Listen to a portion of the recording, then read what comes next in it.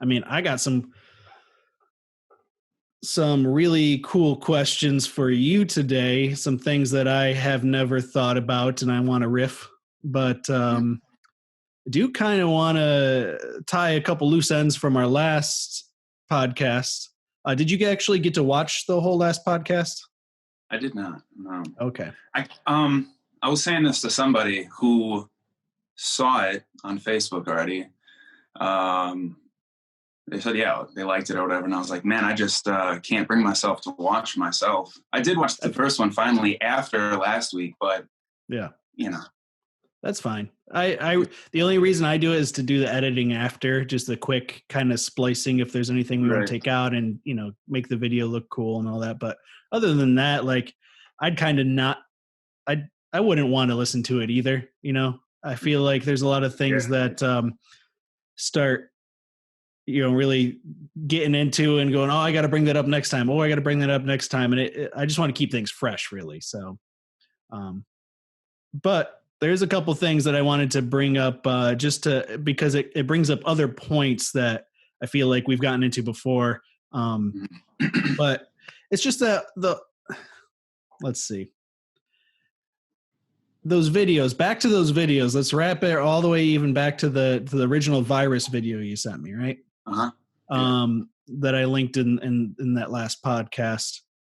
The one thing I really didn't like, I kind of even just glazed over. I just glossed over. I didn't even think about it at the time, but it really is a good sticking point, is the whole throughout the video, he spliced in all these little kind of clips of like demeaning people that think of the opposite view, you know, like saying like, you know, everybody's going crazy because of the pandemic. And then he'd splice a clip in of somebody going crazy and acting, you know, stupid, basically just taking jabs at people with opposing views. Right.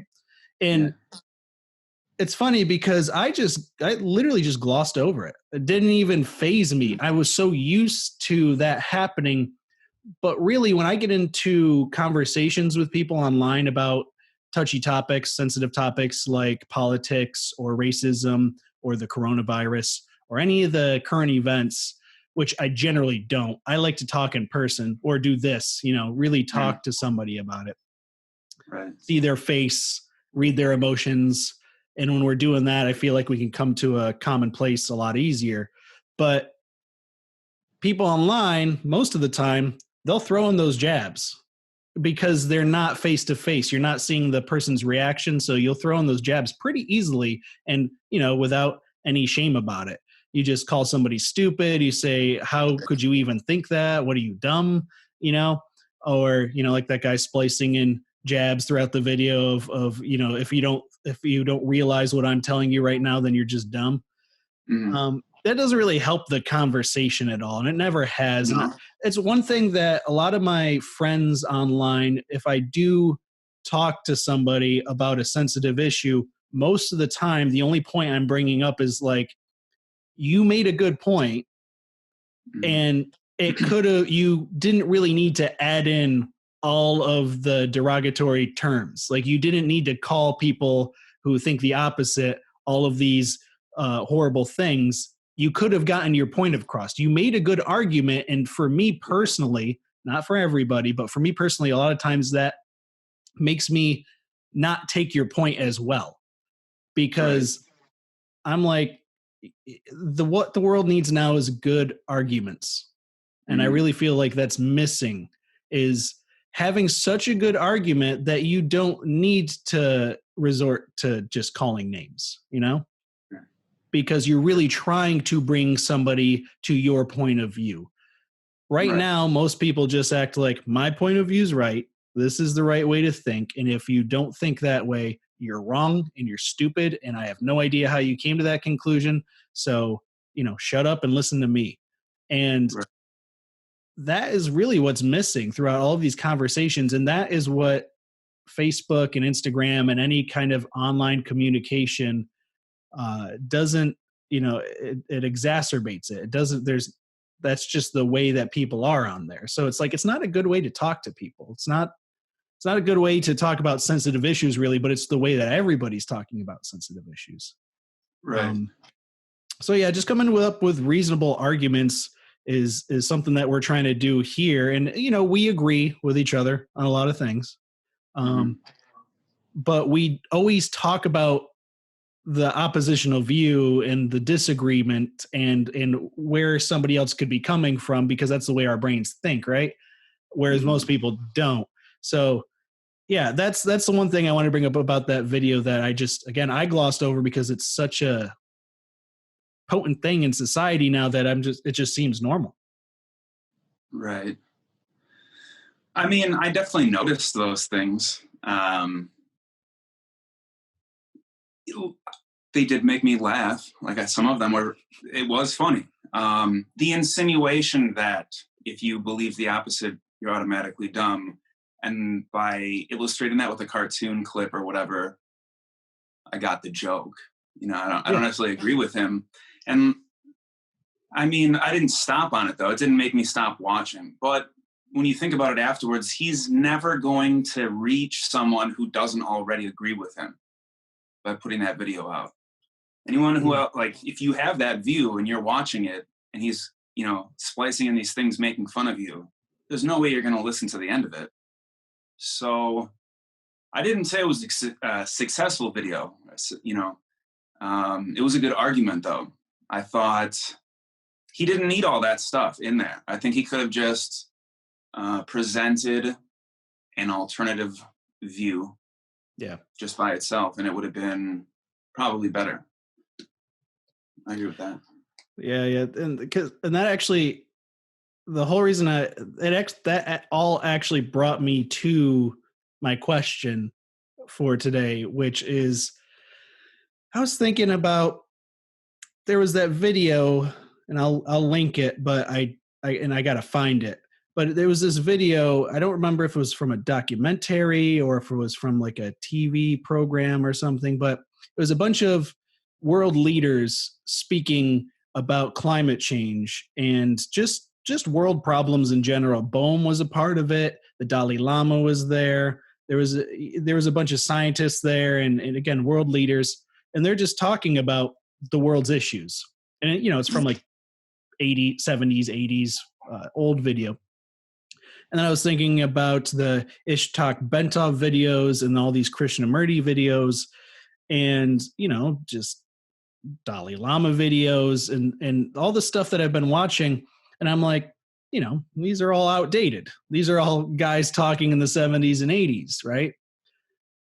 And then it got me thinking about the Dalai Lama, and because I was thinking to myself, these guys were on the world stage on television doing this thing. Mm-hmm. And a lot of people were listening. And I was thinking, does anybody hate the Dalai Lama? Mm-hmm. Is there, you think about the world stage now with Donald Trump and Joe Biden in America, and then all the leaders from all of the other countries that we look at.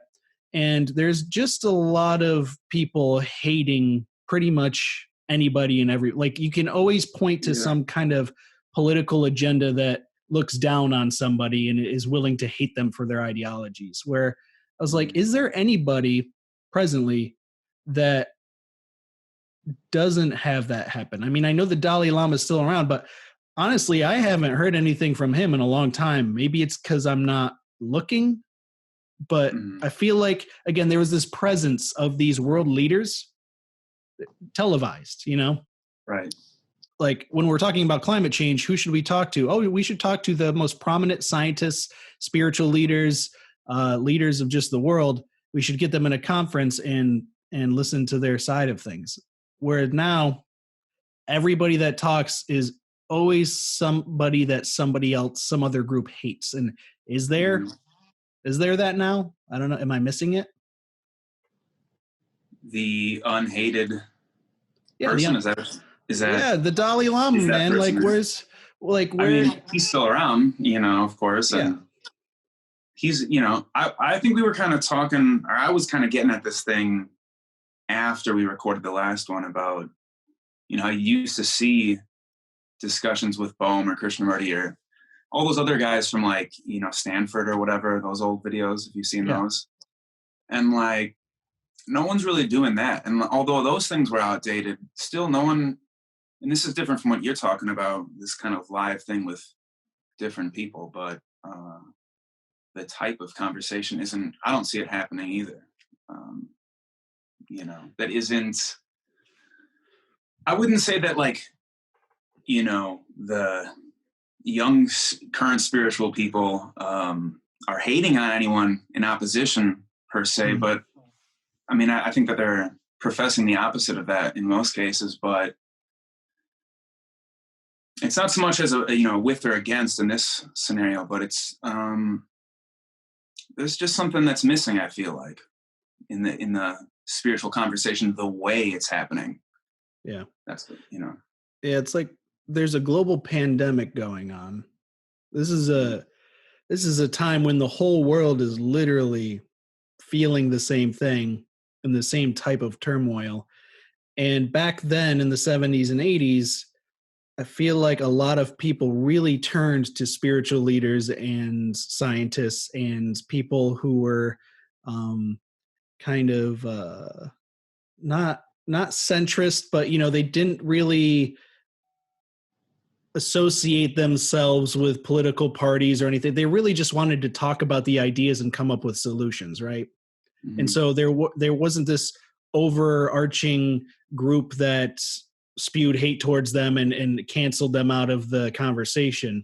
And I feel like we really need that right now. Now's the time, and a global pandemic is the time when people do need some kind of meaning, some kind of direction, some kind of help, some kind of authority. And right now they're turning to the president and political parties, when it's like back then you had all these other avenues to turn to, all these other people to kind of seek out and find guidance. But now, again, maybe I'm missing it. Maybe I'm not tuned into the right channels, but really back then the channels were there, they were more easily accessible.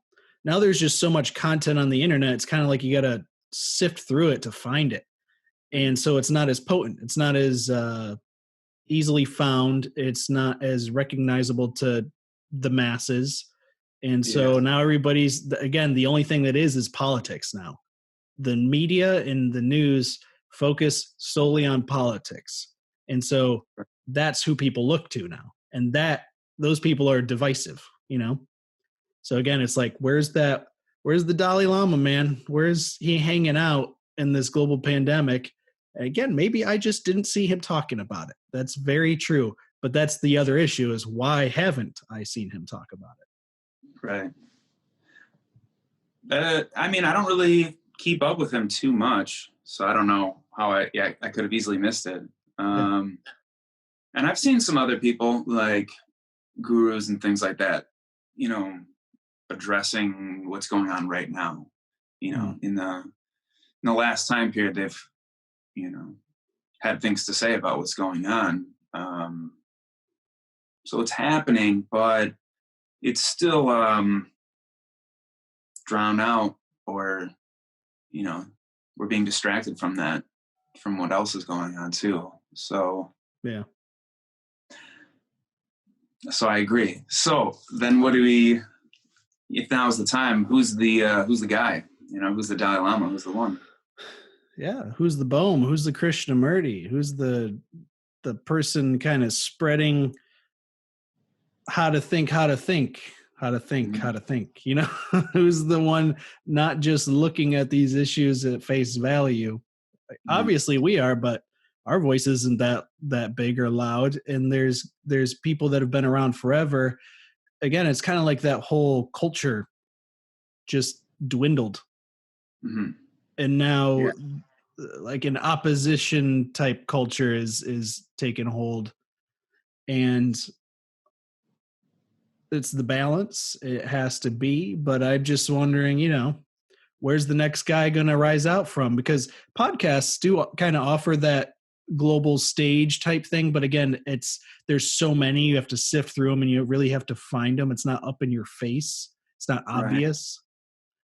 Right. But then even on podcasts, depending who they're talking to, what podcasts they're going on, people, again, they're like assigning political sides to everything. People are assigning ideological sides to anything. So Right. it's, again, is there people that hate the Dalai Lama? I feel like if there ever was going to be, today's the day. Today's the day for somebody to go, screw that guy in his talks of peace and happiness and love. Like, who the heck wants that? Nah, we need to burn this mother down right now. I feel like that could be happening right now. I haven't heard anybody ever say that about the Dalai Lama. So for me, it's one of those, am I delusional that there is somebody like that? And also, if there are people like that, where the heck are they? Which ones? The All of them. naysayers? Okay, all of All them. of Where's them, the whole yeah. thing? Just the whole thing, man. Like, we're having this conversation about where the conversations should go to actually create the solutions that'll help everybody, right? Mm-hmm. And Wow. again, I feel like our conversations are in the minority. Yeah. We legitimately want to hear out other people and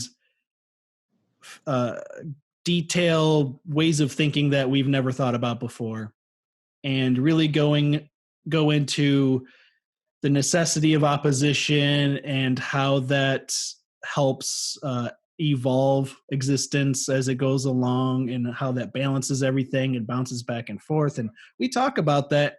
And so that really helps us talk to other people. But again, like you were talking about the last podcast, when you talk to certain people, you find that you're trying to get to those lower levels and they're stuck on the surface. Mm-hmm. But then there was times where I feel like getting down to those lower levels was more acceptable. And what do you mean? You mean in history, in culture? Yeah, just history, culture, our culture, other people's culture. Like, how's India doing?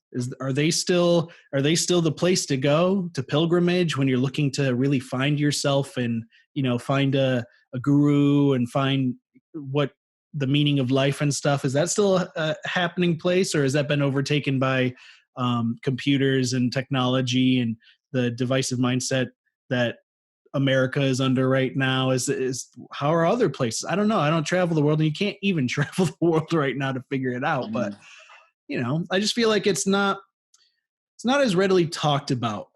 The psychedelic culture, maybe they get into it a lot still. There's the meditation apps coming out, which is facilitating a lot of smart underground people. Ram Dass, rest in peace. He's gone, and a lot of these people are aging out. So we're the next wave, man. Where's our people? Where's the voices of reason that want to unite people together? And yeah, I mean that all. Basically, I'm asking you for references, really. Is there anybody that has caught your eye that you listen to that isn't either gone or? I mean, yeah, sure there are people. But I have wanted to know where the rest of them are for a long time. I'm sure if I opened up some old journals, I'd be, at the time when I was really reading a lot of Krishnamurti, and he was saying, if there were just 10 people, imagine 100, where are those people? There are good intentioned people, but I haven't met too many people that have this sort of desire to deliberately, go this direction that we're talking about, which I'll just call it that because I don't know. You get what I'm saying. So yeah, I don't know where they are. So I guess that's why we're doing this too. I hope so. I think that's part of why. Hopefully we'll find some of those people, Yeah, and it takes one comment on our YouTube, one like on our Instagram for me to go, oh, somebody's actually interested in this stuff. Okay, bring them in, try to start a conversation, get them talking, because then, maybe you find it that way. But going off of, there was a time where pre-pandemic, where the Krishnamurti Foundation was having like these seminars and stuff. They have like a yearly meeting, gathering, whatever you want to call it. Right. And I was thinking about going, but it costs a good amount of money. The pandemic happened, and then they decided to put it online, and it was pretty cheap. I actually think some parts of it were free, and I was going to participate. And I started watching some of the videos, and it was really like people's interpretation of Krishnamurti's teachings. And I'm like, that's not exactly what I was looking for. No. I can read Krishnamurti, I can have my own interpretation. But you want to find and hopefully possibly talk to a living Krishnamurti, a new one. Yeah. I mean, I do. That's what I want. I want to ask them, what did you mean here? Exactly. I don't want a student, years and years later to tell me. And that's one of the reasons why he published everything, is because he wanted to make sure that no one could misinterpret him. It's all there. You can't, mix up what he said. But I rarely participate in those things too because of that. Because I have that feeling as well. But it's like meeting people that aren't regurgitating the steps of the process, meeting people that like literally embody the process to where they can come up with new stuff, has to evolve. Krishnamurti, as awesome as his teachings are and as wise as he was, there's new information. There's new tits and new tats. There's new pieces, new elements. And there's, if we're always going back to that root knowledge, there is the stuff that repeats, but it needs to repeat in a new way to keep people focused and attracted to it. So, there isn't really new information per se. It's just there's new factors, there's new ears listening to it, new way to use language in this time. Which, I have a whole book on.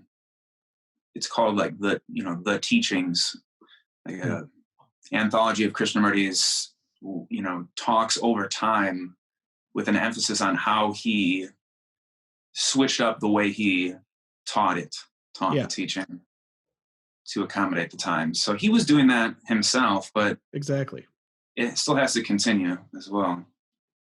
Yeah, and he could do it because, again, he embodied it. It's not like he came up with something and then he just kept just quoting himself over and over and over again. He was like, well, honestly, that way may not have worked for everybody. That the way I said that might be outdated, or again, maybe it works for this person, not that person. So now I need to switch it up.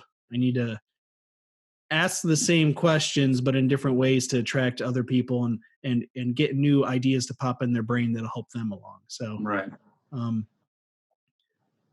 you're talking about a room where there's one guy doing that, and then there's probably 30, 40 people on the opposite end of that, just receiving information, it's not, and then who knows how many of those will butt off to become the people that are actually embodying that process as well.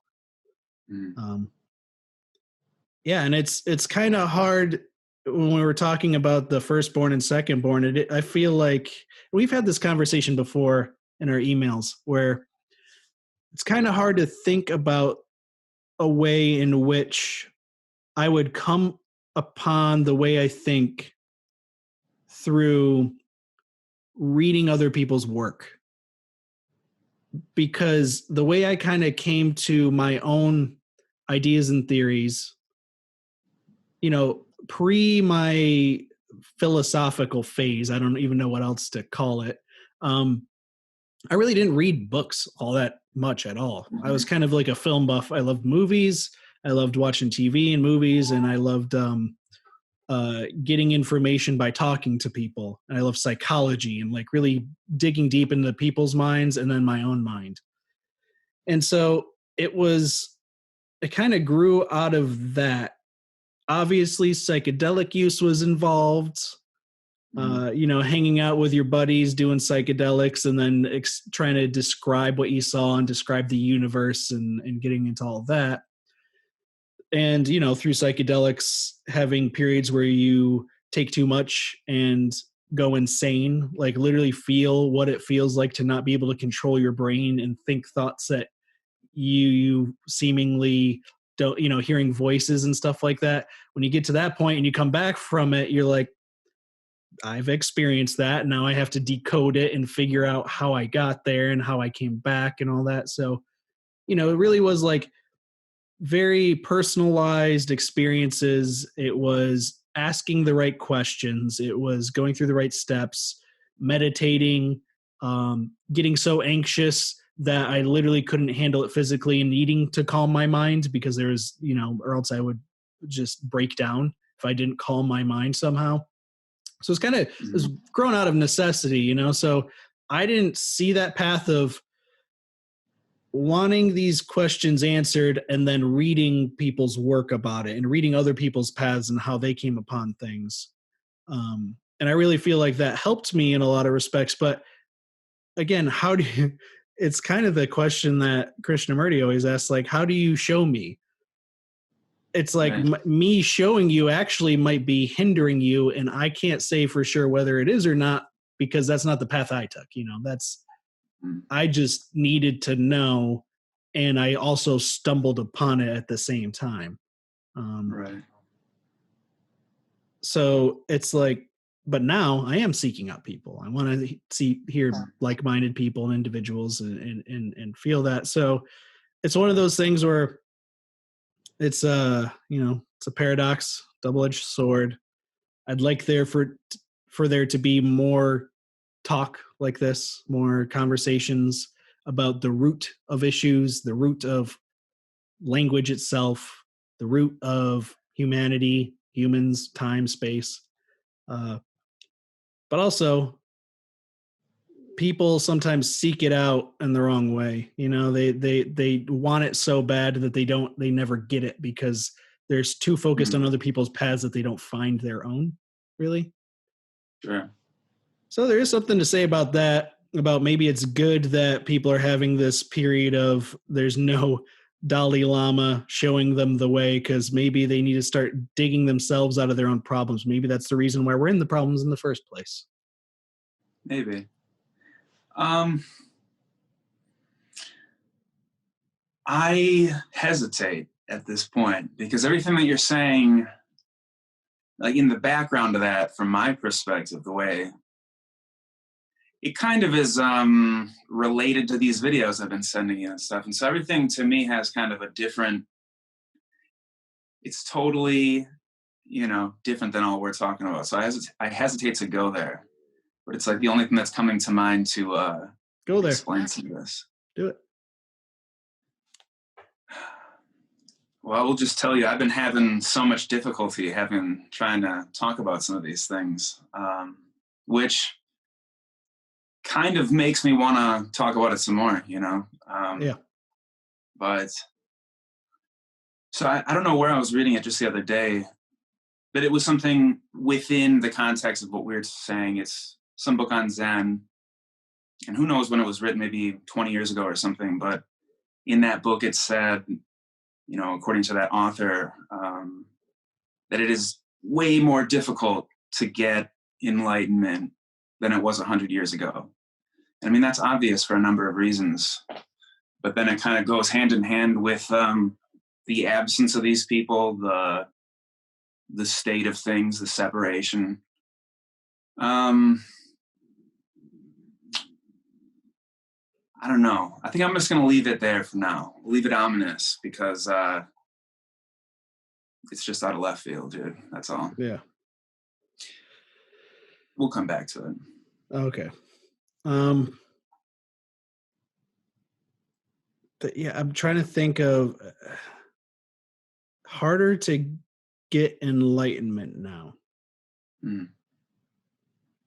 There's something to that, and we've talked about it already, about as the universe expands, there's more information, there's more elements to think about. It's harder to come to some kind of universal picture when you have so many elements to think about. Like, how do I take climate change, for example? It's so intricate. It's such an intricate idea of how we as humans do all these little different things, whether it's putting, chemicals into the earth, whether it's burning chemicals into the sky, and how that's affecting the globe. And so you have to really get into the science about how it affects the ozone, what is the ozone? What is, how it affects all these different elements to culminate it into one big picture that is climate change. Like literally the earth is warming. That affects the weather. The weather goes crazy. And then when the weather goes crazy, it's basically battling all of these elements, trying to wipe them out. The fire they're happening. It's literally trying to wipe out certain parts of itself again, it's a balance. It's fighting back. The earth and the world is fighting back. So, and that's on the surface level. That's just thinking about it on the surface level. That's taking all of the elements, data analysis, running the process, finding the correlations. The correlations can change from day to day depending on the situation. So when you finally discover something that, hey, I found that this cause creates this effect. Well, what about when the whole system changes in 2 years? How can you predict that? And that's where human error comes in. That's where human prediction goes haywire, is you can't understand how the system is going to evolve from here.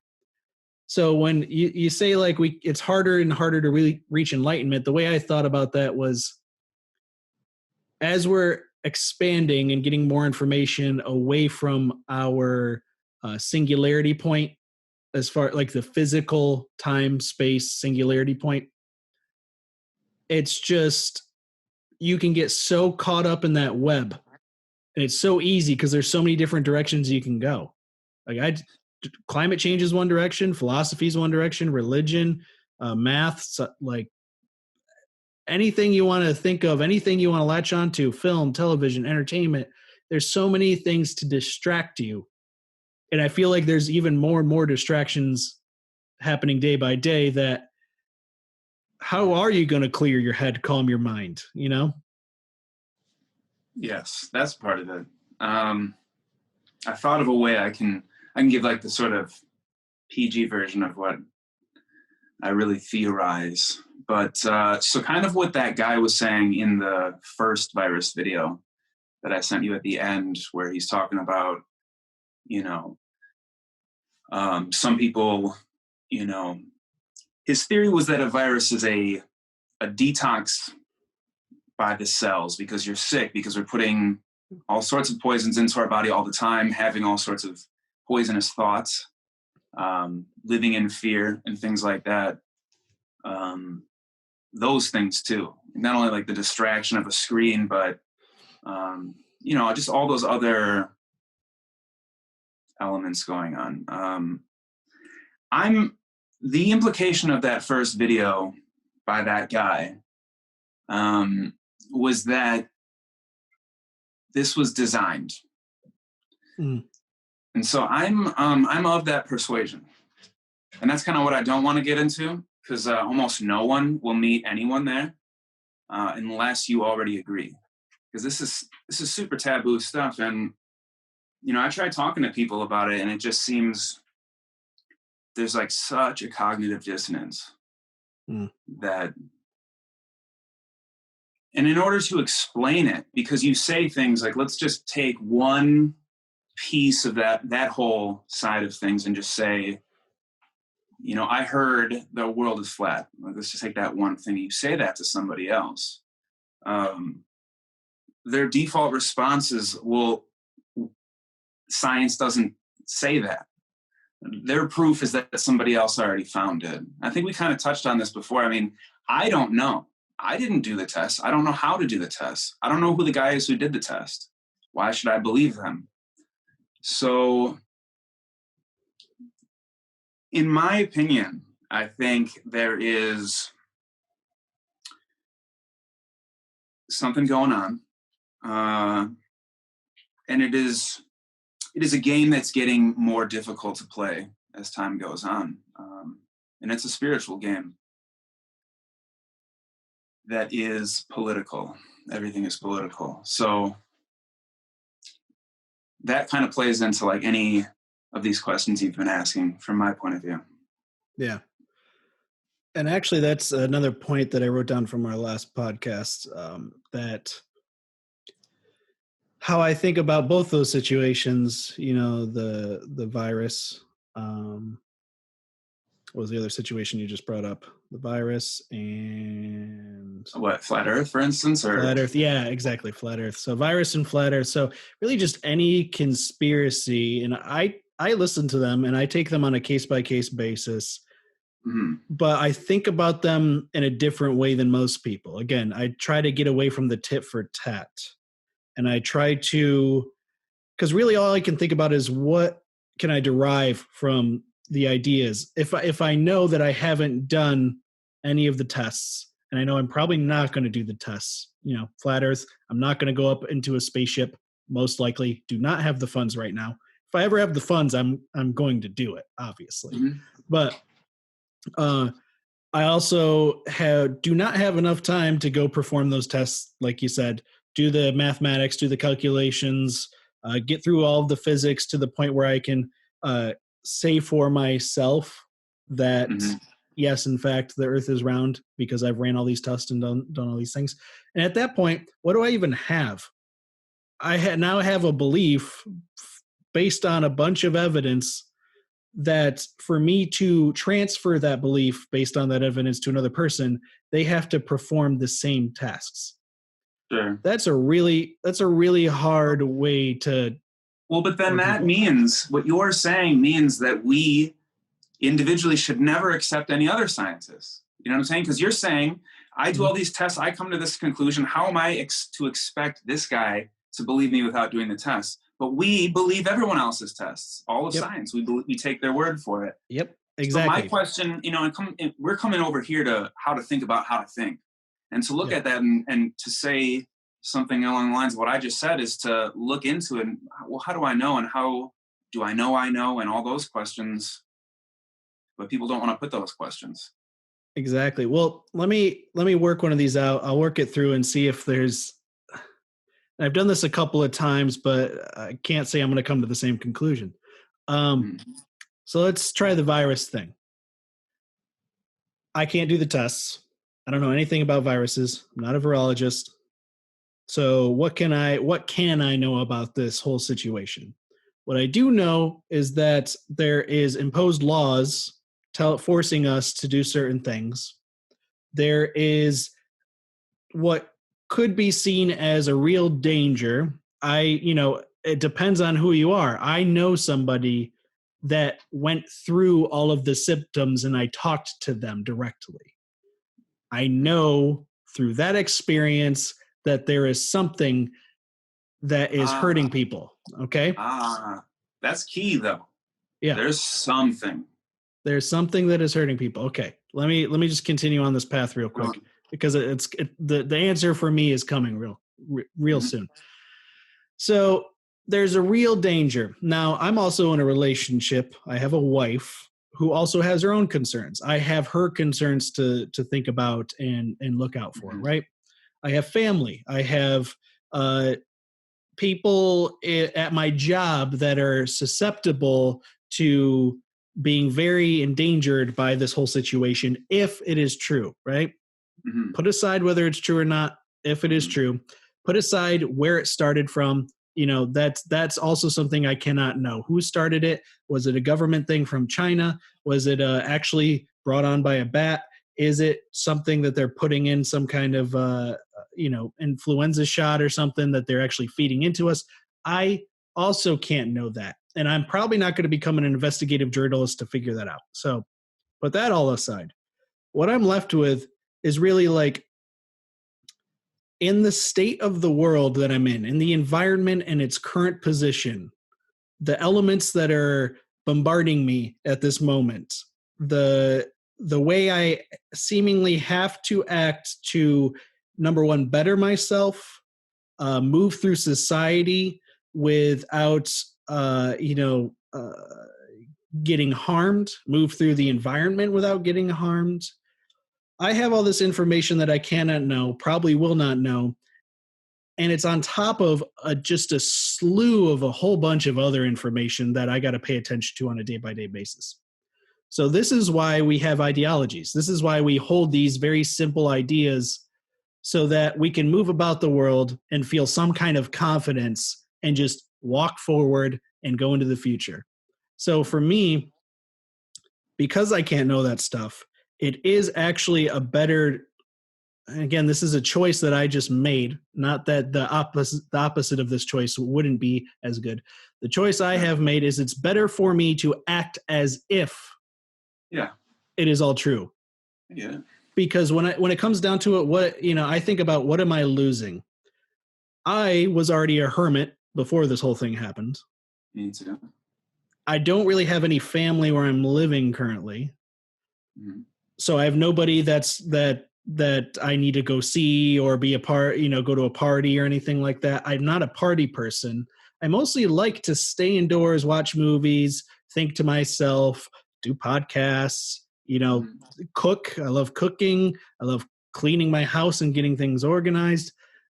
There's no real reason for me not to act like it's a real thing.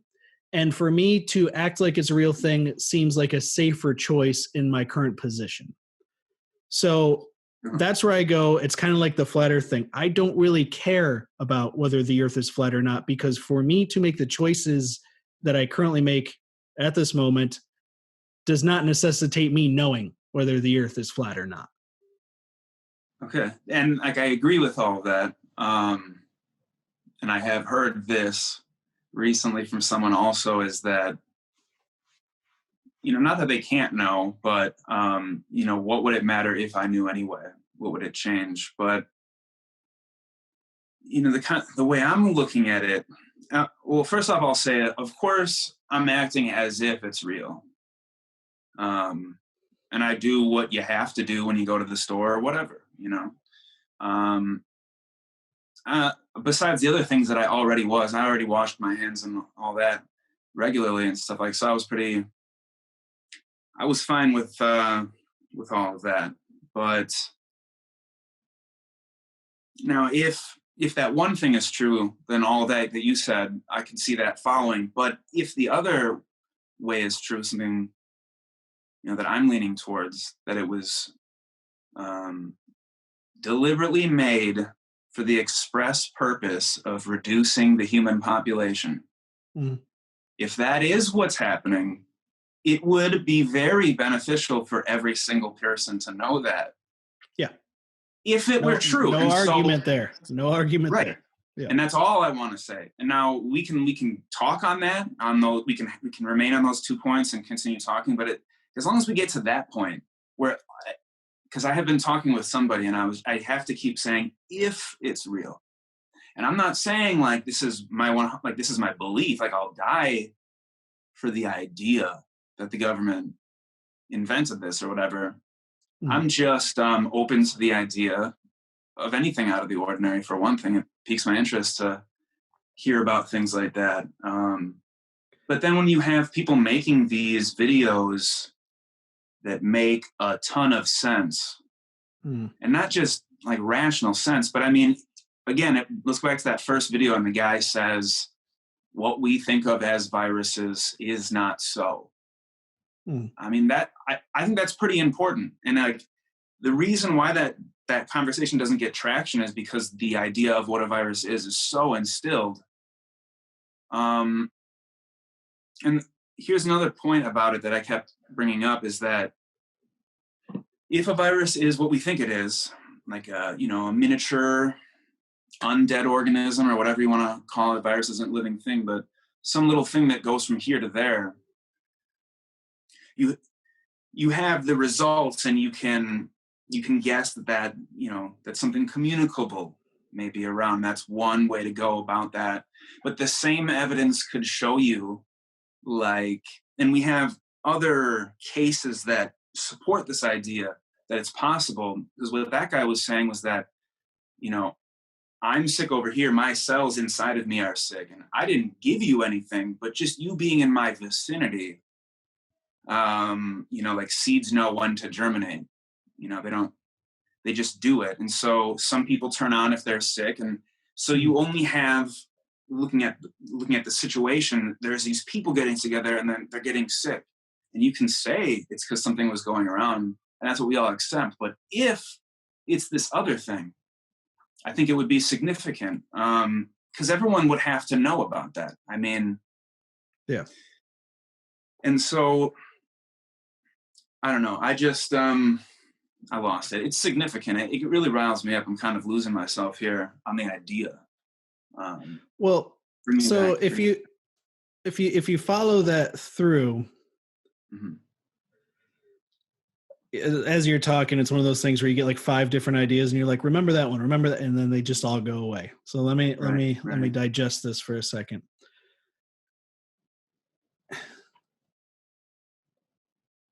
What you're talking about is kind of a giant undertaking. It's kind of like where science said we're the center of the universe. Yes. And then come to find out the sun is the center of our solar system, not the earth. And people were like, you're crazy. You're crazy. Until somebody, that one person pops up that goes so far, they believe in something so different from what everybody else is thinking, that they get that little inclination to take it all the way and really figure it out, Yeah. And so there are those people, and that does happen, and that could be happening in this very situation. And I feel like it's disingenuous to even discredit that isn't happening. So to your point, yeah, it very well could be happening. And everything you just said, I don't think it's, to the layman, I don't think it's right to discredit the other idea. Right. Now, what I would say to that is, I'm not that guy to figure that specific thing out. Well, I think maybe you are, though, because I think without exploring this sort of, I mean, of course, without exploring, you wouldn't have this different point of view in which, I don't know how to describe it. It's the possibilities involved in those what ifs, or if that's true scenarios. I mean, the implication of them, it would require, if it were true, it would require a lot. I mean, okay, let me go back. I'm having that thing too. I got like 5 thoughts, right? So I saw that. Did you watch the second set of videos that I sent? I got like halfway. You sent a bunch, so I think I got halfway through. Okay. So what this guy was saying was that the idea of the way we think of viruses, just like the way we think of the universe, is recently discovered. So it was like in the 50s or something like that. There was one specific scientist who, pushed the idea of the germ theory, that we pass these little things around. This is a new idea in history. Now, this guy, to prove it, it was kind of like one of those, I don't know who he had a rivalry against or who he was trying to outshow, but it was kind of like that. Who's the dude who invented the light bulb? Yeah, Tesla. Edison and Tesla. And who's the other one? Edison. Who's the other? Edison, yeah. So you got like that kind of thing. And so this guy was a proponent for the germ theory, and he had to prove it. So he did all these like public stunts where he would be like, in this bottle is, like pure flu or whatever. And I'm going to, drop it on your tongue, come up on stage, everyone's in the audience watching, and then that person would get sick. And he was proving that, that he had a pure virus, and he gave it to that person. This was his whole campaign to establish this new scientific idea that we all today believe. Now, this guy, he wrote a journal, kept a journal, and before he died, he said, I don't want anyone to publish those journals. Please don't, family or will or whatever. But someone did. So, I didn't read this. I don't know if that's true, but I'm just getting this from where I'm getting this. So it's in his published journals, evidently, this guy admits, the guy who was getting people sick on stage, that he never once got anyone sick from putting the pure flu. He had to mix that pure flu cocktail with arsenic and other things like that so that the people would get sick so that he could prove his theory, which isn't science at that point anymore. And so this is the theory that we've adopted, and everything is based on this, Yeah. But so this person was talking about in a certain time period, something like in Boston, somewhere like maybe it was the CDC or someone who you would find reputable.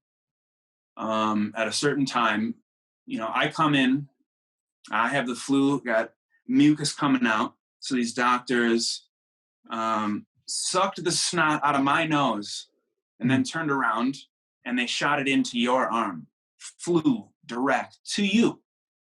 They admit they never, ever got another person sick that way. Horses, when the Spanish flu was going around, horses could get Spanish flu. So they put a bag over a horse's head that had, mucus and whatever, and then put that on another horse's head. And they never made anything sick by putting the virus in a new spot. And that supports what these other people are saying, is that a virus isn't something that, unless deliberately goes from one thing to the other. It's a process that happens that is created by your cells to cleanse themselves. It's not something in response to a pathogen. That's the theory. And so if we all believe this other person who, I can't prove that those journals are the truth, but if it were, then that means that this whole thing is a lie. I mean, that blows the whole thing down, in my opinion. What I'd be willing to bet, but I cannot prove, just like pretty much everything we've talked about here, but what I'd be willing to bet is that it's kind of like, that simple line drawing of a cube? So you just have black lines on a paper and it's a cube, right? Mm-hmm. And you can alter your perception so that the face of the cube in the foreground can be different. So you can either have the face that's mostly to the left in the foreground or the face that's mostly to the right in the foreground. You can kind of change your perception of it. Just because the lines intersect, your brain doesn't know which lines are technically overlapping the other lines. Sure. You can't see that. So you can alter your perception of it, right? Mm-hmm. So that's kind of how I think of the principle of superposition. It's neither here nor there. It's both places at once. It's this, it's that, it's neither, it's both, right? So when I'm thinking about those videos and what that guy is describing, and we kind of brought this up in the last podcast, but how I think about it is there's A plus B plus C equals D, right? The science community takes these physical properties and they can arrange them in such a way that they can get A plus B plus C equaling D. Mm-hmm.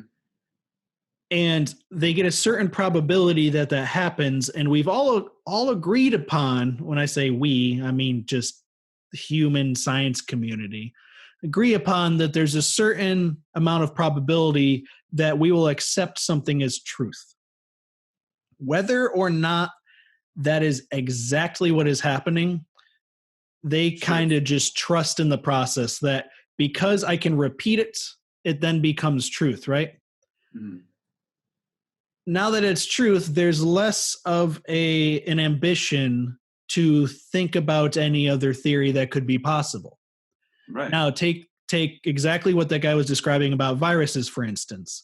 Say that he can do these tests and do these experiments where he can get A plus B plus C equaling D.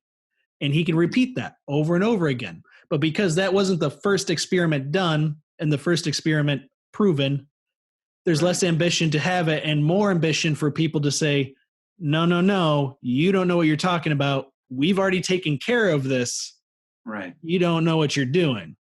Mm-hmm. And now there's a bunch of different things that you can come off of that. One cannot be the full story and the other one is the full story. And therefore you would want it would be more beneficial to think of the one that's the full story and go along with that. And maybe the guy about the viruses expelling from cells is right. And maybe that would be more beneficial and we want to look into that. Or for me, this is what I would bet on, that neither is the full story and both aspects of the story that work in conjunction somehow that has yet to be proven. I mean, I won't say no. Yeah. But I think, though, like, I understand the superposition theory. And you have a rock, right? And, like, it is both a rock and not a rock. Like, I can get that, right? It's physical and it's not physical. But in its relatively physical state, it is made out of minerals, I mean, or if you look at a plant and you say, like, this is both a plant and not a plant. But as a plant, it has these things going on inside of it. It's not,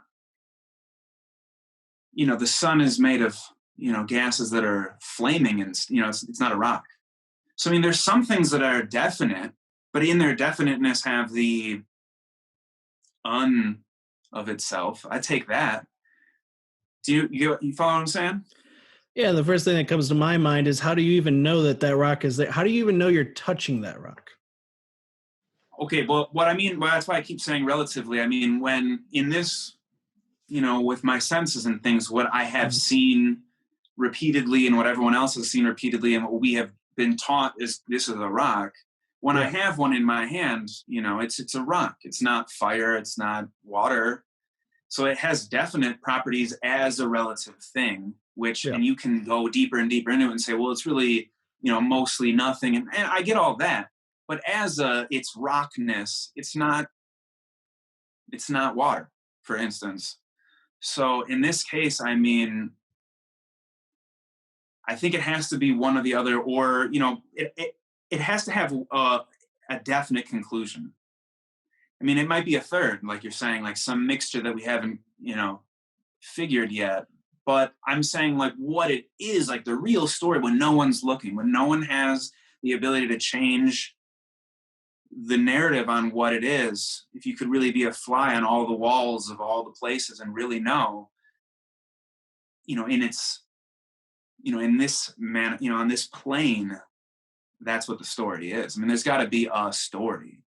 It can't be both. It's happening naturally and it's spreading. I mean, there may be a theoretical possibility of some new thing we're not talking about here, but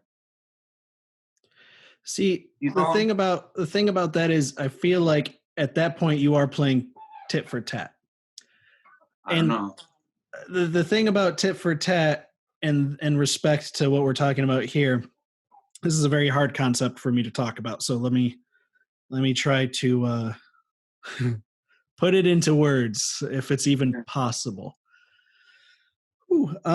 Perspective. So when what I'm talking about is, there's a differing perspective that you can take the elements of a situation and you can prove your point as real, right? I'm saying that what I would bet is that you could, to a certain degree, prove the physical aspects of it, what modern science has said that viruses are.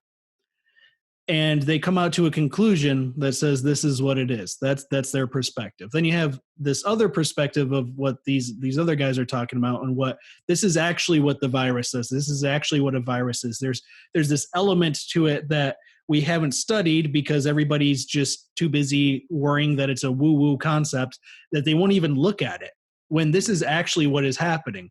And it's their own biases that make them not look at it.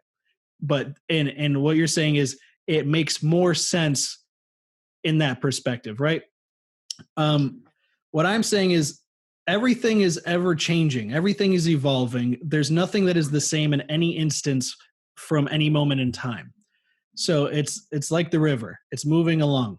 So I'm saying that it most likely is a culmination of what both ideologies are saying, that every piece of that whole puzzle. So every piece of the science puzzle, every piece of this, I wish we could give these names. Actually, you did give them names last time. Thesis, antithesis. So let's call the current paradigm thesis in the paradigm of what these other guys are saying what viruses actually are, antithesis. So what I'm saying is antithesis and thesis, every aspect of both systems are relevant. Right. Yeah. They're all relevant because even the aspects that don't seem to, I wish I could use a different word other than relevance, but even aspects that don't seem as relevant of each system, they are just as relevant. And it's because, again, the way we act and move forward because of that information, no matter which perspective you have, alters the whole thing. It alters the thing in itself. So this whole, what is a virus? How does it spread? How does it replicate out of cells? How does it excrete out of cells? How is it created in cells? All of that, depending on the way you perceive it, will alter how you react to this certain thing. Literally, if you think about a virus, it's going in and it's altering your DNA. Well, from the science perspective, it's altering your DNA. From the thesis, yes. Yeah, from the thesis. From the antithesis, you're actually excreting it. Like you're literally, it's the product of your cells cleansing themselves of toxins, right? So literally, it's changing your biological makeup in either case, right? So the viruses themselves are okay. So we know mind controls the body. We've talked about how you can very easily think about your body flooding with endorphins, and you can actually get your body to flood with endorphins, even though there's not some seeming outside stimulus like somebody whispering in your ear or you hearing a very lovely song or something like that. You can just do it. And so when it comes to that, I feel like there's a position you could put yourself in where you could, if antithesis is true, you could excrete these toxins from your cells on command. Now, well, I don't know about that. That's like a further step, but yeah, okay, I'll leave it there. Yeah, exactly. Again, we go on many tangents. All I'm saying is through all of these paradigms, the way I think about the information could possibly change the outcome. And if the outcome is always changing, you leave room for any possibility. Hell, you could even say that the science thing that was figured out 50 years ago, but not actually figured out the thesis aspect of it, maybe that's the way that viruses were transmitted. And then all of a sudden, something happened along the way where it evolved into the antithesis method. Sure. That's a possibility, man. And that's where I'm saying, for me, that's where I go, that is tit for tat. You're getting tit for tat. You can't. Then let me put it sure. I don't know if I am. I mean, like before I'm satisfied enough to move on, I want to, well, what about this? Well, what about that? It's not quite the same as tit for tat because I'm not trying to change your point of view. I want you to test mine enough that I'll be satisfied with, et cetera.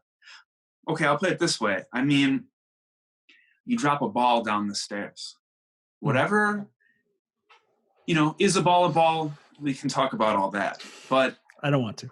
and from, this moment now, it's no longer bouncing, right? But can we agree that whatever a ball is and whatever gravity is and whatever bouncing is and whatever noise, that thing just did that? Can't we just, and let's say I have my phone and I'm recording it. Now we can all know it's not our minds that are tricking our memory that happened a few seconds ago, but there's proof that this thing happened. Now, when within its bouncing, like in its deepest baldness, it is not bouncing. I get that. But there it was bouncing, And so I'm saying, and it's kind of like the rock water thing too. I mean, yes, we don't really understand how senses and what reality is and all that, but for what we think it is in the thesis sort of, I was calling not only the scientific theories of the thesis, but I was calling it like the thesis world, the world view that it contains all of that. Isn't there, I mean, if the ball bounces, did it not bounce? Mm-hmm. So that's what I mean about it. I mean, so I don't discount the idea that maybe viruses were this and now they're that. Like, that's a whole other factor. But I'm just saying, in the idea that if we could possibly know that the government made it, like if we like could know for sure, like the ball bounced down the stairs, like that is what started it. I think that like you can't at that point see the dude in the laboratory making it and be like, well, was he making it? Like, well, no, he was making it. You know what I mean? Yeah, but the part about them making it isn't the full story. Well, isn't it? I mean, I'm just taking that for an example. I mean, we're just talking about what it might be, and there's this version or this version, and you're saying maybe it's both of those, but I'm just saying one way or the other, isn't it for sure one way in this relative world? Not ultimately, I get that part of it, but I mean, so the ball bounced. The man built it and put it into him. Is that not enough? Can we agree? If that's I can't though. So really? I've actually heard a version of this conversation, and it was just as frustrating. It was between Sam Harris and Jordan Peterson. Have you heard their conversation where they argue about what truth is? No, but oh my God. I can't even repeat it. They actually had two podcasts, because the first podcast, that was like the first question was they were trying to come to an agreement about what truth was so that they could move on. They never moved on. It was like 2 to 3 hours of them just arguing about what truth was. That sounds beautiful. The second podcast, they're like, all right, let's not get stuck in that loop again, because it was very, the thing is, again, right. I understood both of their perspectives on what truth was. Right. And I would be giving it disservice to try to recreate it here. I would suggest a generalization like, well, he was kind of saying this and he was kind of saying on the other hand. You're Sam Harris and I'm Jordan Peterson, where you're saying, isn't there that there's a ball that even you forget what a ball is, there's a thing that happened. Can we not agree that there was a thing that happened? Can't we? Okay, I guess and you can. Jordan Peterson was saying it's all about perspective. And to speak to your point again, it's kind of getting a little further into tit for tat, but to speak to your point about if there's a guy that's in the lab doing the stuff, making the virus, right? Mm-hmm. I would say, what's the intent there? Well, that, my friend, is why I gotta start how we just started and give a PG version, because man, it is super involved. And I know there are people who are, it's their whole life work to break open this particular case, the one I'm talking about in the way background, because that is a question I get all the time too. And I'm referring to one specific guy when I say that I've been talking about this. Because, well, can I just, the reason I asked that question is because I think about that moment in time, the scientist in the lab making the thing. Think of that as like a point, just a single point, right? Yeah. Ball on the step. There's a ball. Yep, that's right. There's a single point. Again, for me, it's about action, perception and action. Mm-hmm. To me, him being a scientist and being in a lab can become a moot point, depending on the intention and direction of said ball. It's kind of like in quantum physics when they say when you measure the position of a particle, you cannot know its direction. When you measure its direction, you cannot know its position. You cannot know both things at once, right? Yeah. Him being that point, right? If I think of his intention driving a direction. So let's say, for example, his intention, let's decrease the population of the earth. That is why I'm creating this right now. Mm-hmm. That is a timeline. That is a trajectory that Mhm. is going to be very different from I'm creating this right now so that I can figure out how it will not kill the earth later and come up with the antidote before it ever becomes a problem. Completely different direction. Okay, but that's not what's going on. I mean, okay, if you say you're looking at this point and you're saying, depending on how you're standing, it's going to give you a different direction or a different possible story. Is that what you're Yes. saying? And that's So, for me, that's what matters. but okay, that's not what happened though. I mean, okay, if for this, for it, if it was a guy in a lab making it, right, and that's his position, not his direction, right? Yep. And you're saying when you add another variable in the direction changes. That's what you said. But if a dude was making it in a lab for the express reason of,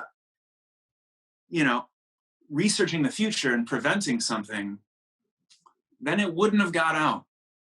But that it is out, and that there is the theory that someone made it. So then you have a position in the past, which is the ball on the stairs, and you know its direction because successive moments have happened and you've seen that position change places toward a direction.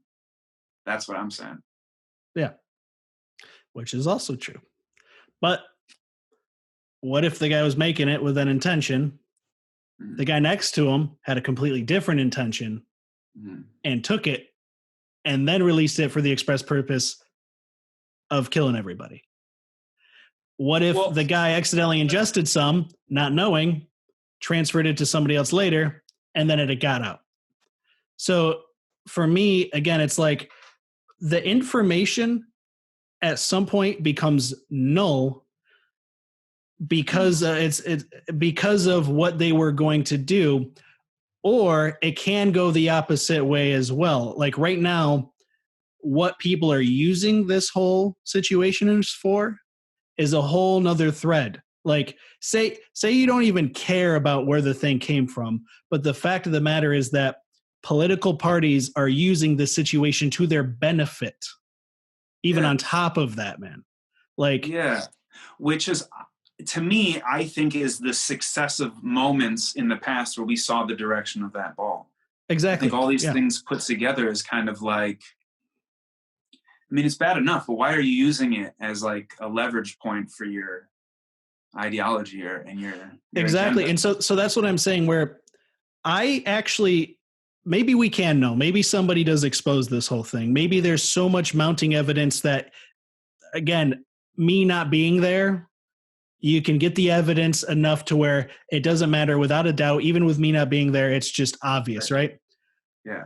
Again, I don't think that's going to happen. So what I can see, what is very obvious to me, is when a politician talks and I can hear it in their tone and I can see it in their face and I can see it in their actions, that they're using the global pandemic situation to benefit themselves on top of millions of people getting this virus and thousands of people dying, and or even benefiting off of the idea that this whole thing's not even really happening. That's where I'm like, that's where I'm saying direction, man. That's where I'm saying, like, to me, that is a more potent, palpable, just, it's in my face. It's like, I can reach to that right now. It's a bigger reach to go even further. So that's where I'm like, it's tit for tat. It's a surface level thing, but I got to that surface level thing because I went deeper into it first. I thought about, okay, what can I know? What can I use for what can I know? And what direction is that going to point me in? And right now it's like, all I can know is that this person in front of me is being an asshole because of it. So, that's how I kind of think about the whole thing. Okay. So this is the point that I want to say about it, though, is that, like, this is all, I dig it. I can follow it all. I get it. But let's just take one example that, all right, the world is flat, right? We thought this, and now the world isn't flat. this isn't, I don't know how people came to these conclusions, the flat earth community came, because I wouldn't have made these conclusions, but this is what they're saying. And the reason why this would occur, this cover up or whatever, deception, is that in this world where we are a speck of dust in the middle of nowhere and we're all alone, and that is not a thought many people like. And with that thought, you can do a lot. And so that is one reason why people would theorize that some guy 100 years ago just came out and pushed that really hard, is because that it would put us in a position where we would feel so deeply helpless. You know, it would bring the sort of vibration down to the human consciousness just by the idea of that we're alone and we don't know anything for sure. And that's why people have beliefs, because they don't know. I hope something's better than this. I hope we're not just, you know, in the middle of nowhere. But so the reason they would suppress this or change this and to gain this control is because if instead of being in the middle of nowhere and we're all alone, the entire universe revolves around us, which is, that would make us very important, man. That would empower us to imagine if God made this place specifically for things like us to come about so that we can experience blah, blah, blah. That would change everything about how we feel about the meaning of life and stuff. And so we're living in a thesis world where we're traveling around the sun and blah, blah, and we have this whatever going on. And then you have another guy who says stuff like I'm saying. Most people, I mean, they're not even going to listen to this. And they ask me, why does it matter? I have this friend who keeps saying, but why does it affect me? Why should I care or whatever? Mm-hmm. And I'm just saying, if that's the case, according to these people, if that's the case, the reason why is to disempower us, to bring us down into a level that we are controlled. And so if it's true, then the implication is that we have powers beyond our own, understanding, and we're not living right. We wouldn't be living in this kind of, we wouldn't have these divisions and all this kind of stuff. And so I think the same people that would orchestrate a fake germ theory, a globe theory, and all those people behind all those things, I don't know.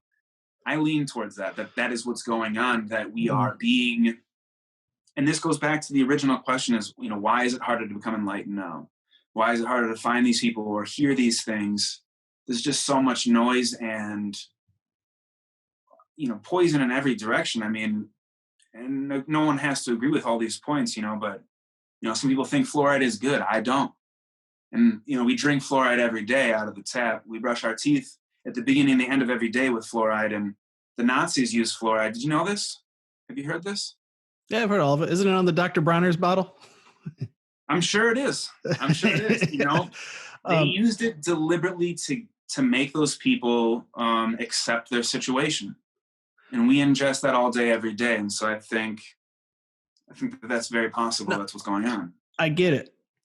I just think, I got to take it on a case-by-case basis, because that sticking point of the earth is flat versus the earth being round, the earth is at the center of the universe versus the earth is not at the center of the universe. For me, it's all perspective. I can actually get to that place that you're talking about how we're special as far as human beings are concerned, that we're special and we're empowered. And I can get to that point down the other path too, though. And I have gotten to that point. Yes. And for me, it actually, pardon the pun, revolves around all of those aspects. For me, there is, and I posted this before, but for me, it's people are always saying like, you have to believe in God. Christians are like, you have to believe. There's a faith. It's the faith of the Bible. The Bible is the word of God, and you just have to believe it and things will get better, right? I came to the point where I threw out God. I was like, I don't like Christianity. I don't like the seeming possible lies that they're trying to spew to me right now, the things that seem magical and impossible, and I can't believe them. Like, I literally can't believe them, so I can't believe in Christianity, thus I cannot believe in God, right?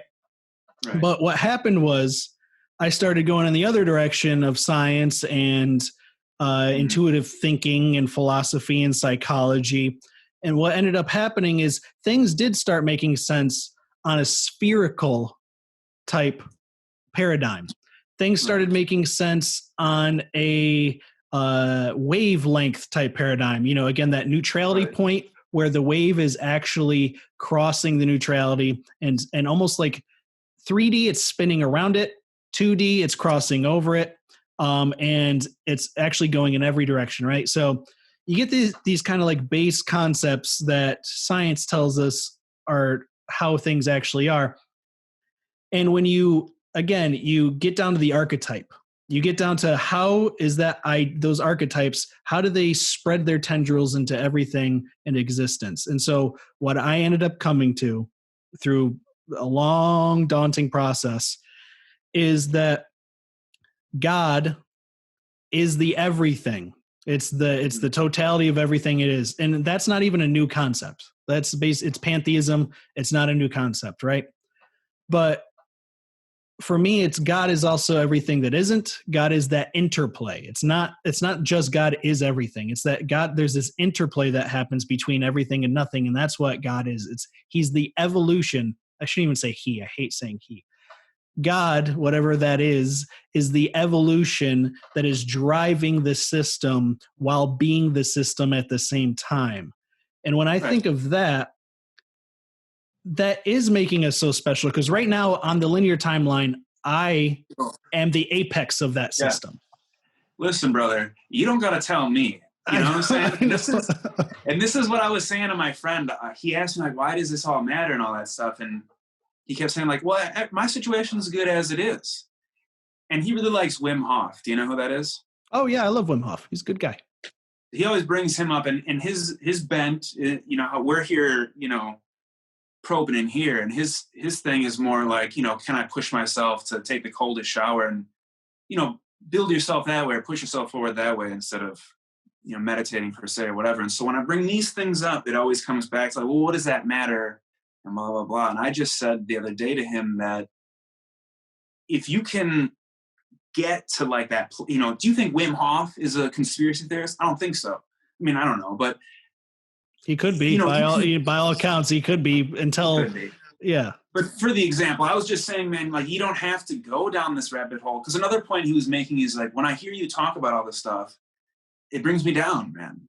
That, you know, we're all psychologically enslaved by the system and all that stuff. And I'm, you know, and he didn't know, you know, what it was about it that wasn't making me depressed. But you are.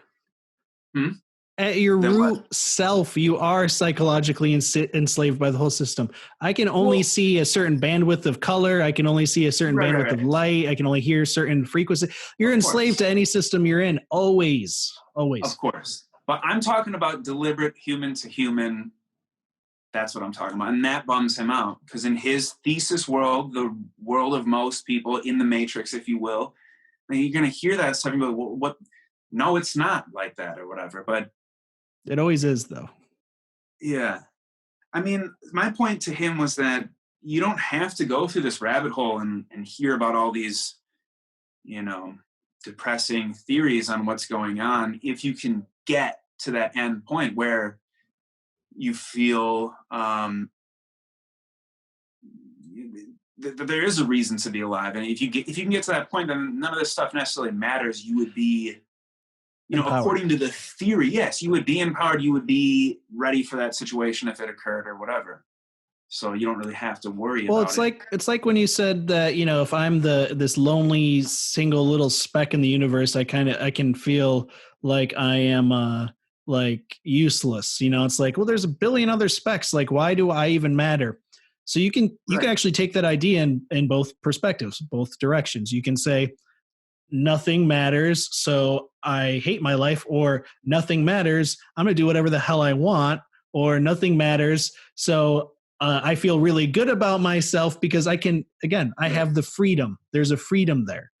And you can take that, and you can even take, again, those two perspectives that branch off. You can take like a relatively good and evil perspective from each of those, and you can just keep it going on and on and on.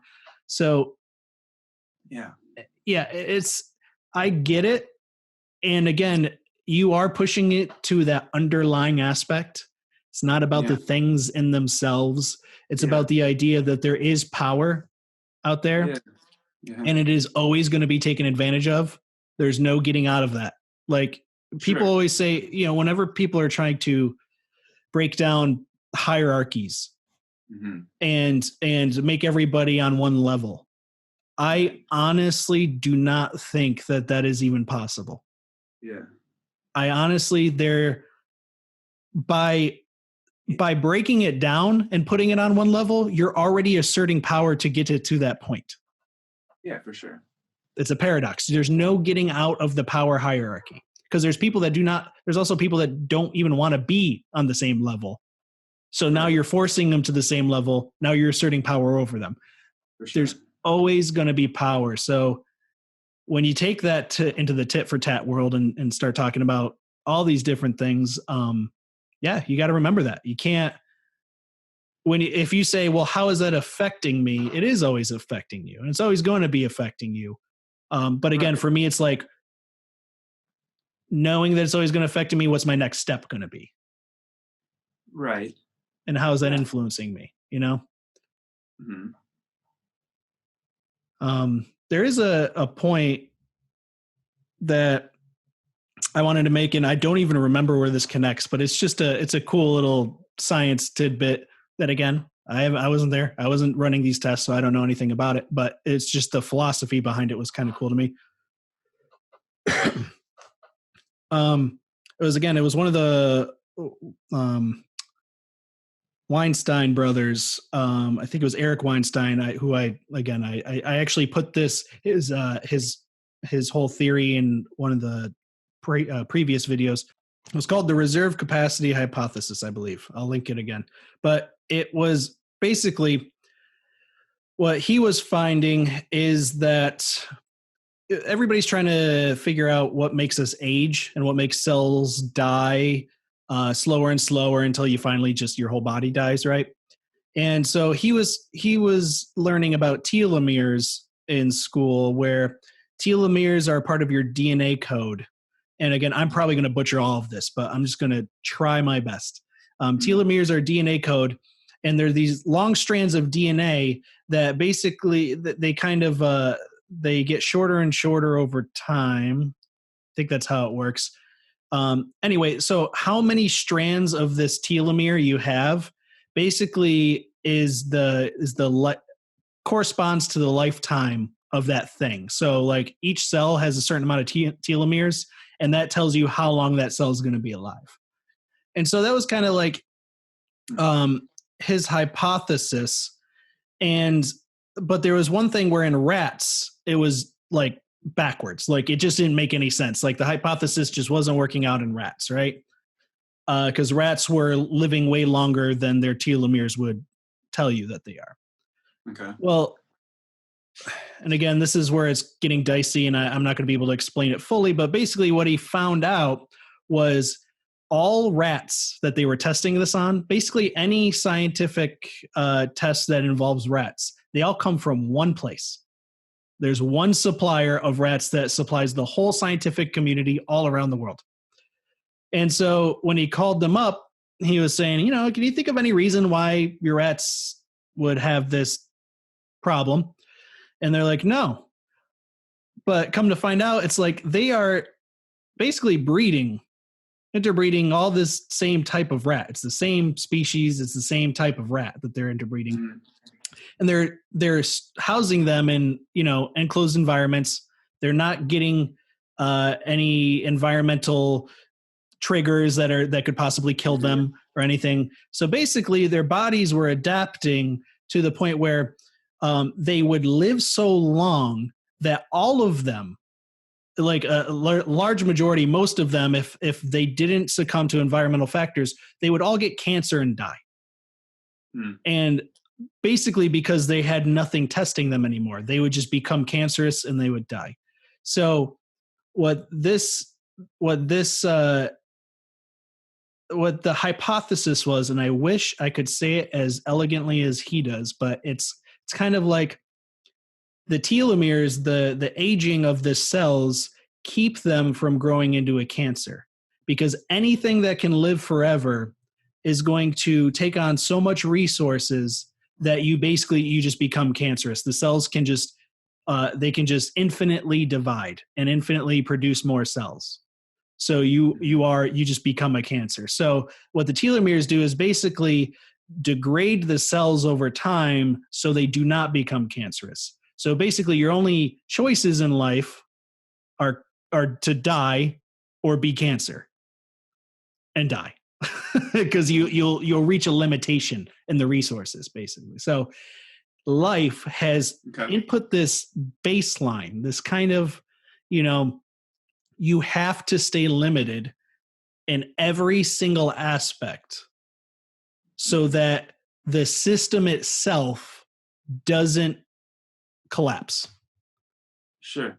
And that's to think the fact that that's in everything. That's and again, that's kind of like a philosophical thing, because if you extend that to everything, it's true.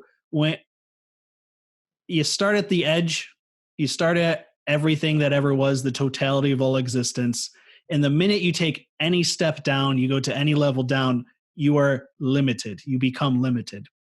And technically that edge you can't even reach. It's infinite. It's like we talked about, like getting there and butting up against it, but not actually being able to cross that line, So to me, it's one of those philosophical things where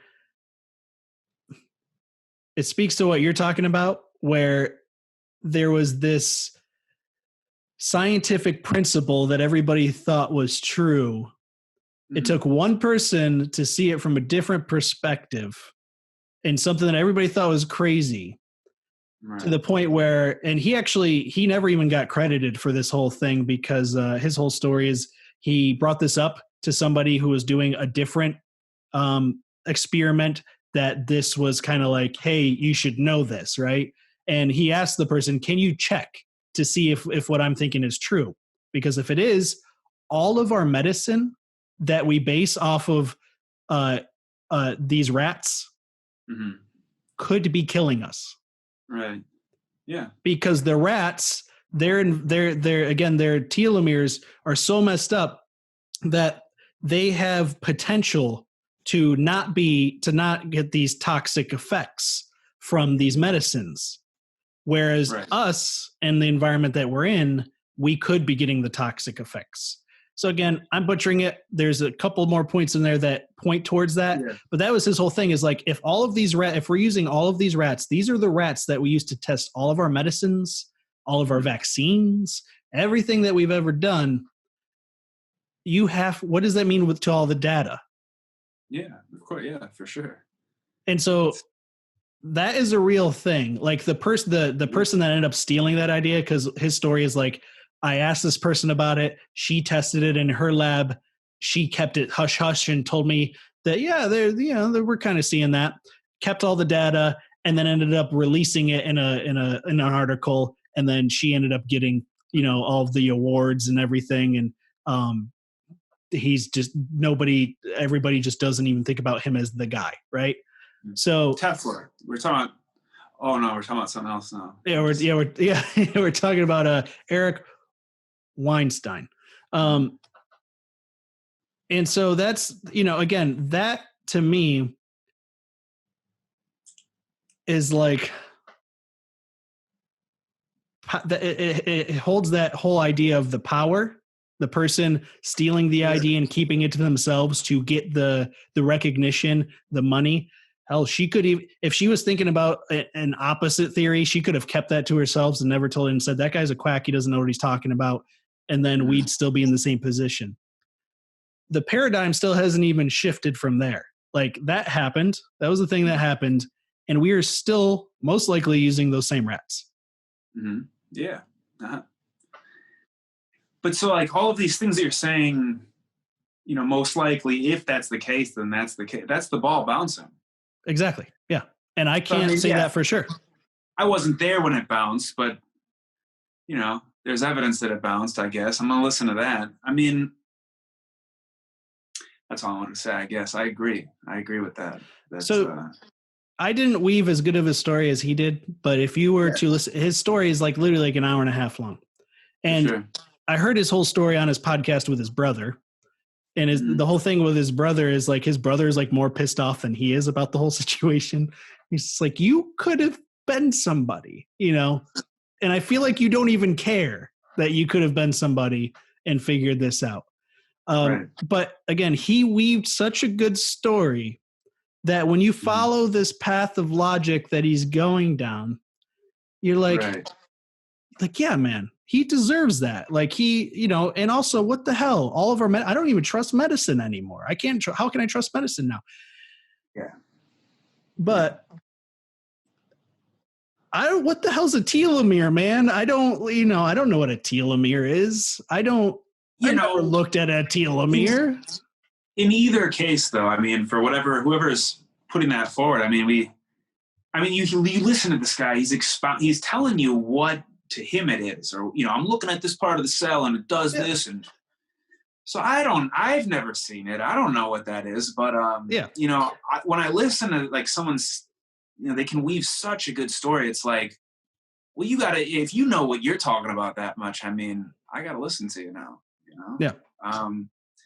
Again, my friend, in this discussion, when I brought some of these theories up, he said, "So what now? Like, all of science is out the window and all that stuff." And my point is that, well, the paradigm might shift, but what he was saying is that I think I might have brought up, let's say, globe and flat Earth.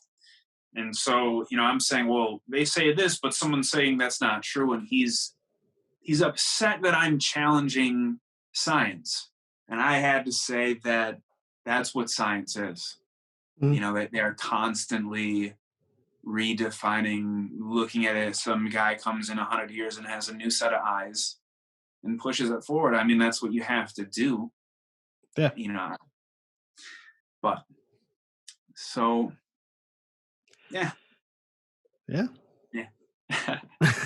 Well, we're never going to get anywhere if we don't talk about it. And that's the thing is a lot of people just go, it sounds like a conspiracy theory. It's like, you don't even know if I even care about this conspiracy. If you say flat Earth, that's just a trigger word to a lot of people. For sure. If the mask thing, anything about this global pandemic becomes political, and it's like, the only way we're going to work through this is if we talk it out. Because again, I personally, if I'm going to pick my tit for tat, if I'm going to pick it, I think humans generally stumble upon things. I don't think they are smart enough to weave global webs where everything works out for such a long time that they can, there's the Bible. Yes. But again, there's opposition to the Bible. There's these things where we can talk about all of these issues. And so see, right there, I said that, and you're going, well, because so we technically have opposite views, but we just found like ridiculous amounts of common ground on all of this. Of course we did, for sure. Yeah. And that's it's not even what's most important about a discussion like this. It's what's most fun.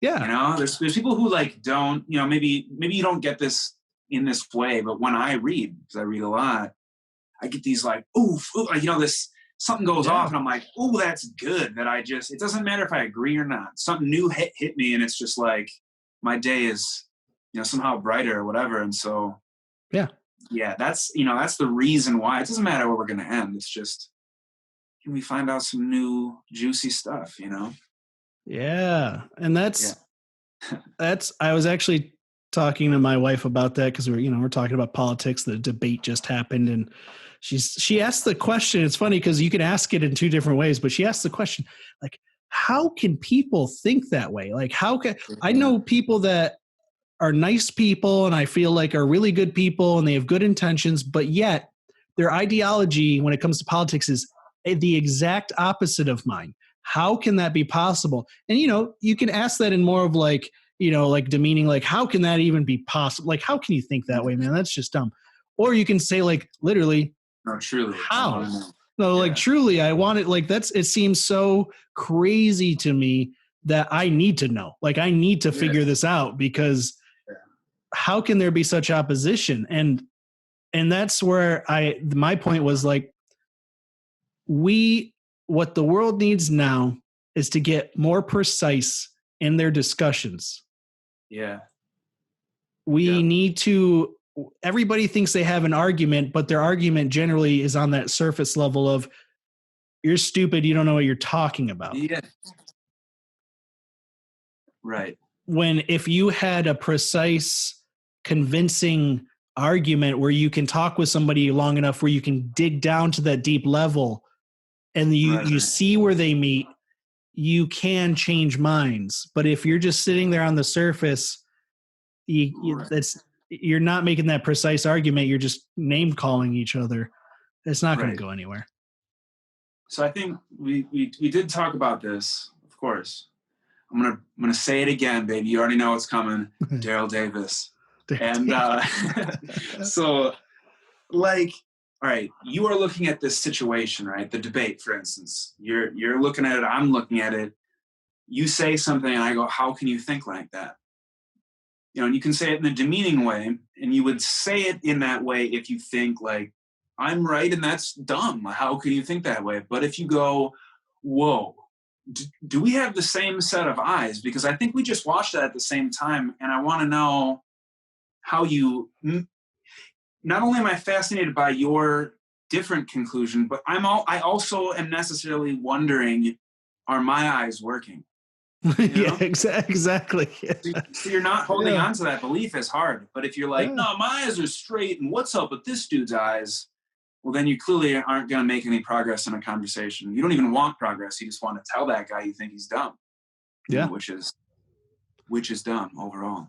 And honestly, that I kind of had a tough week because there was a situation where I had to confront my own limitations when it came to something. And it made it, I was blindsided by even having to think about it because at first I didn't think I was limited. At first I thought I did a good job and I did something great, right? But turns out when I got confronted, I got very emotional about it. And I got to that point where it's just like, what are they talking about? Like I'm perfect. I did fine. I'm great. I don't know what they're even getting at, And then when I came out of the emotion, I looked back on the conversation and I was like, I could have and most likely blew that whole thing out of proportion. The simple question of confronting my failures, I think made me so emotional that I misinterpreted why they were asking me the question to begin with. Like why we're even talking about that. I saw it as a threat that I needed to defend myself. But once I got past the emotion, I look back on it and I go, I think I literally heard the words coming out of the person's mouth in a totally different way than what was actually going on because of my emotion. And so when I think about that, it's literally like what you talked about in the last couple podcasts. The emotion heightens and distorts things. You need to just chill out and get to that place where you can say, what is the solution and what's the calm place I can think about this? Because you do get two different perspectives in the emotion and then in the intellectual calm place. Imagine if I had that intellectual calm place to begin with in that conversation. Right. My decisions and everything would have been so much different. But now what happens is I look back on it and I go, did that ball bounce? I don't know. I saw it. It was there. But now I'm questioning, did it bounce? Was it a ball? I have no idea. And so that's where I go perspective, man. That's the direction. Well, I don't want to get into a whole bunch of, there's like this thing that happened, all right, after I watched the last podcast and after I sent you all that stuff. I won't get into it. But what I will say is that whatever was going on, I had the wherewithal to see the situation differently than I habitually do, enough to look at the situation in a way that I don't. Do you know what I'm saying here? Like, yeah. I had to pause for a second, which was already me doing the thing.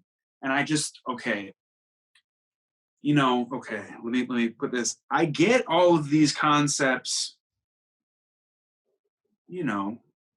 it's rational. I follow all of this stuff, all of the, enlightenment means this. You can read all that. You can kind of get a sense for what it is, but, I won't say it's up, beyond that. Well, we were debating, can that happen anyway? But that's a different point. But,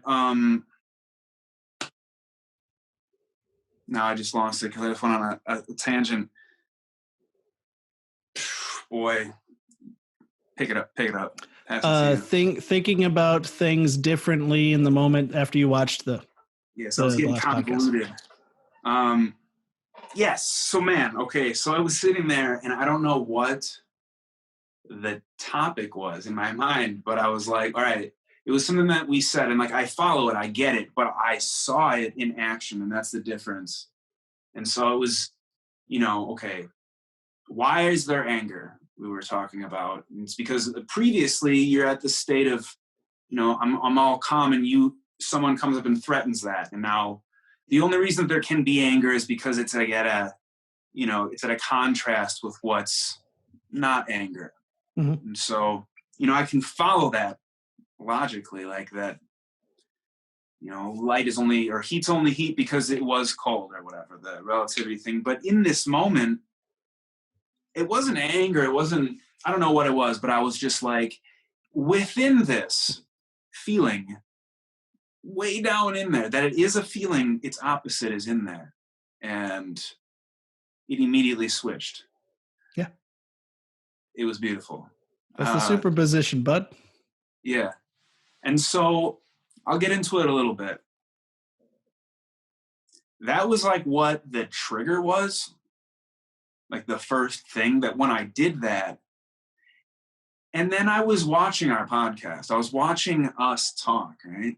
And I was texting you a little bit of it, like, man, I dropped the ball here and whatever. But I just was watching myself as not me. At first I was like, damn, I don't want to watch this. But I pushed through it and just listened and saw all my own holes.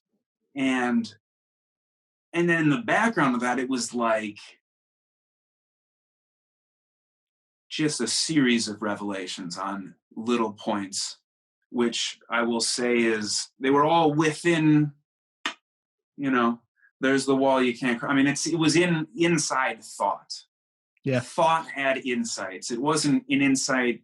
I don't imply that I was, I just had a lot of contradictions about some of the spiritual points, and personal things were just seen clearly as non-issues. And it was just, I was laughing.